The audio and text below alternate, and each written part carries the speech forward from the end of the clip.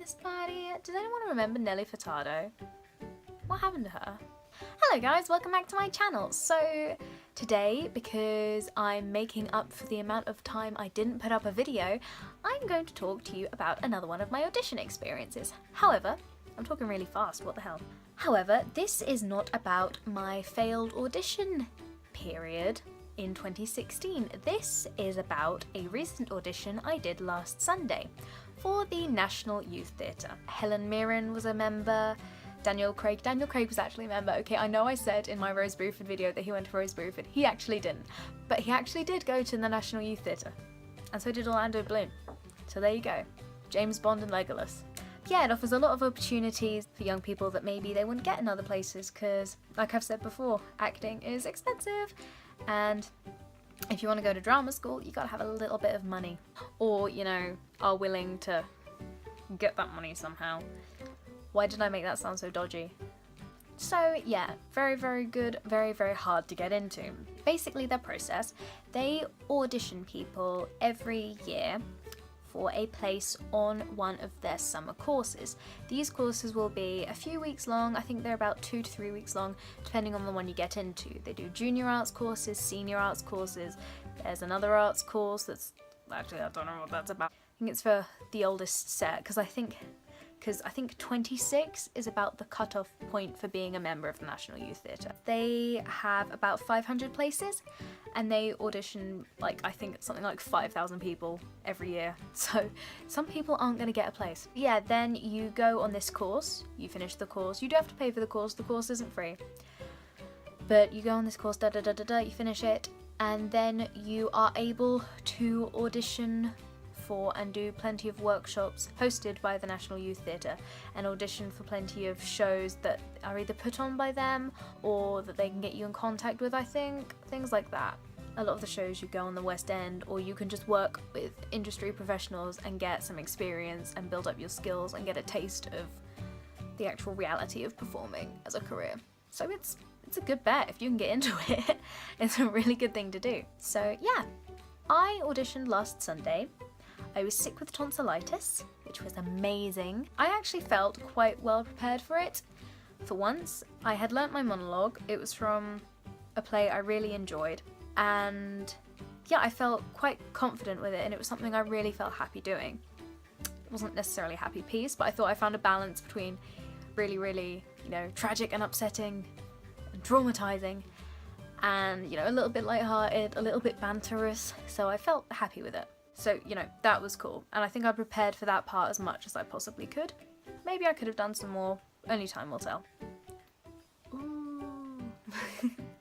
So the layout for the day was, I don't know if this is for every year, but for this year in particular, you started at 10 and you would do a 3-hour workshop with 2 people who are members of the youth theatre company, not youth themselves, but people who are, I guess, tutors or, you know, were members in the past and have now grown up, people like that.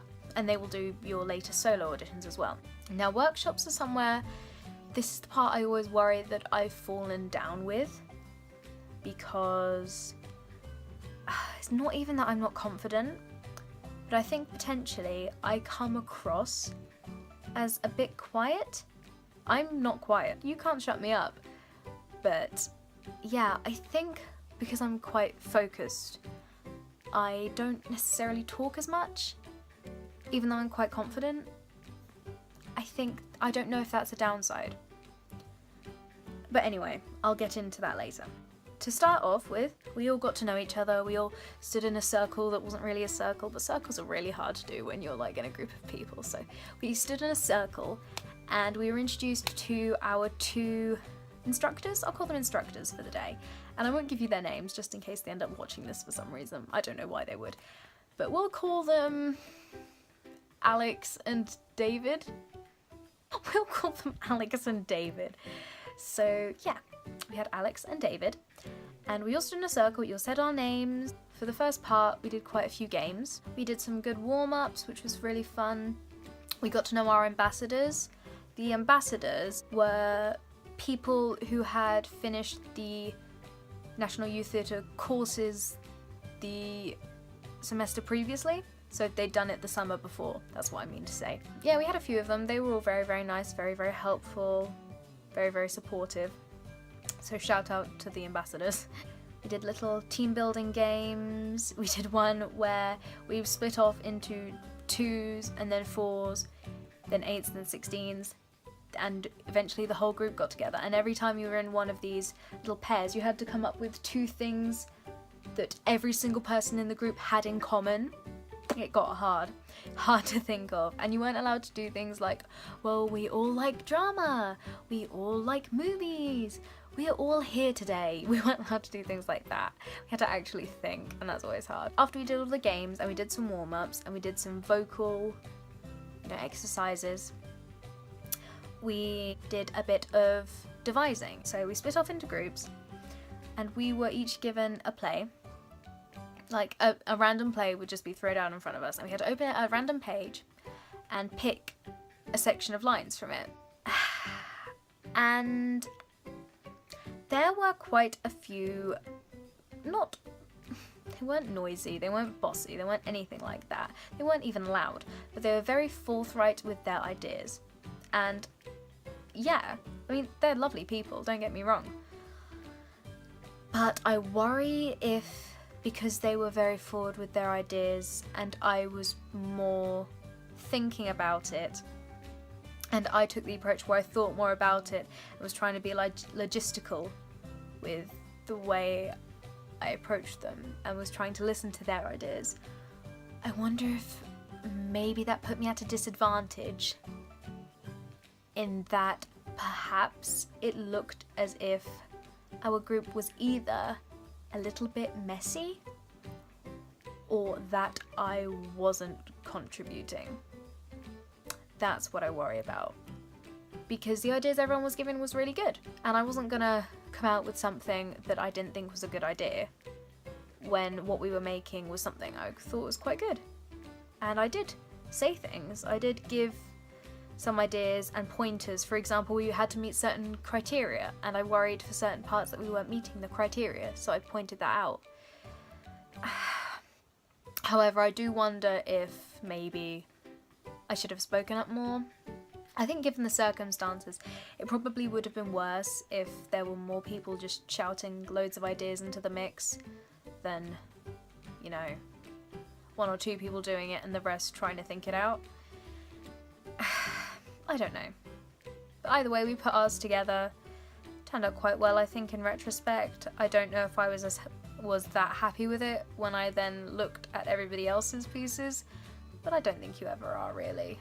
I think you're always your own biggest critic in anything you do, not even just drama. We did those. I think that was about the last thing we did, and then we were all given a set audition time to come back for our solo auditions.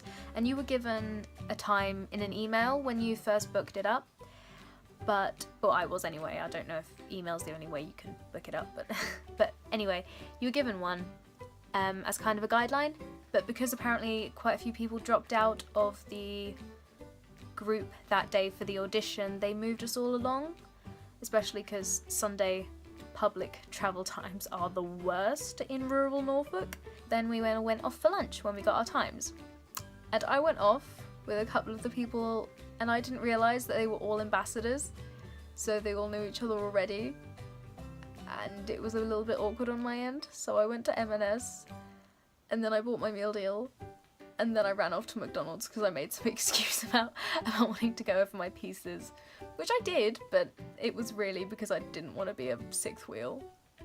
Oh, I hate myself. I really do. I hate myself. I went back to the studio, I'll call it a studio, and waited for my name to be called. And your instructors are your audition panel, basically. I don't know if it's always one person, because they're split off. You don't do it together, because I guess there's so many people to work through, they'd be there all day. Yes, I was with Alex, who was the lady there, and eventually my name got called and I went in. She asked me a few questions, first of all. It was kind of like a little mini interview, and she said it was just to get to know me. And I mentioned that I'm doing a teaching diploma. I think I mentioned I'm quite into politics for some reason. I talked about the play and why I really liked it. And I should point out here, one of the student ambassadors does sit in with the audition, or they did that day. Again, I don't know how much of this information is going to be useful across the board for people auditioning, but for me that day, yeah, that a student ambassador sat in, but it was fine. They laughed at all my jokes, so it made me feel better. I talked about the fact that I'd been doing drama my whole life, and then I did my piece. I mean, I obviously didn't just talk about that and then do my piece. She asked me the questions and they all related to the answers. I didn't just start talking about random shit. But yeah, and then I did my piece. I thought it went well. I hope it went well. She gave me some feedback. I don't know if they give feedback to everyone. Again, I didn't really see anyone after the fact. But she gave me some feedback.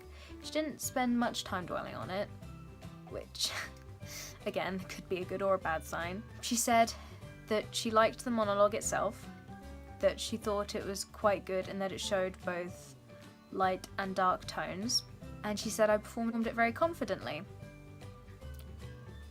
And that was pretty much it. You know, I thanked them, and they thanked me, and then I left. But unfortunately, the results aren't given out till I think it's May. It's killing me. And honestly, this is my first year auditioning. I know it's so unlikely that I will get in first year, first time. But I would like to. It would be nice. But I'm bracing myself for the worst. I think you've got to brace yourself for the worst. Hope for the best, prepare for the worst.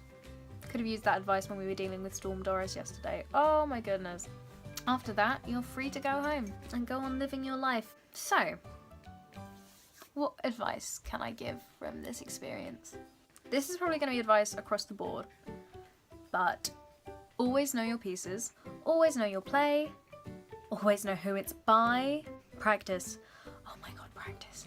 Even if you have tonsillitis and you can't talk, like dear old Cherie, practice your pieces, just go over them in your head, set them out, walk around.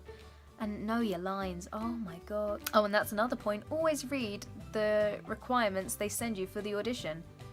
Because, for example, in the one for the National Youth Theatre, they said the time for the monologue, they said not to do accents, they said it had to be from a published play, they said what you should bring, they said what clothes you should wear, and they said about songs if you were doing a song. So that's all important stuff. And you read the stuff they send. I cannot specify that enough. And always double check the details you've been given. Get there in good time, bring water, always bring water, and bring a snack, bring some fruit, bring some dried mangoes. You know, just be prepared in that kind of situation. Stop playing with your hair as well, I should say that. And just have fun.